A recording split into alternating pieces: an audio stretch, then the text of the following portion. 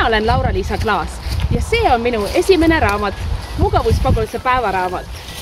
Minu meelest on ta parim raamat, mille mina olen kunagi kirjutanud. Ja miljonid inimesed on seda ka juba lugenud. Aga ärge ainult uskugem nende arvamust.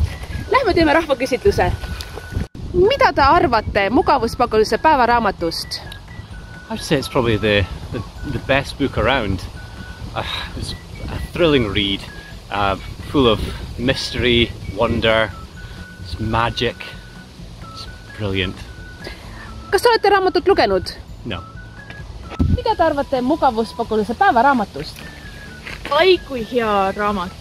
Ma suhestun ühe tegelasega seal ja need seiklused, mida need inimesed seal läbi elavad, väga huvitav. Aitäh!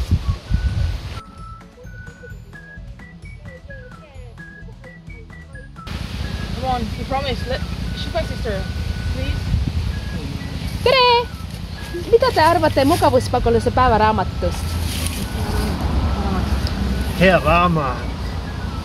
Aitäh! Pagulase päevaraamat meeldib. Aitäh! Ma loodan, et nende arvustused panid teid tahtma seda raamatut osta ja võiksitegi kohe poodi tõtata, kus ta on odavamalt praegu ka. Nii et väga tore aeg ja soodne. Olge toredad ja muhedad. Nad ei ole kaadris, on ju? Okay.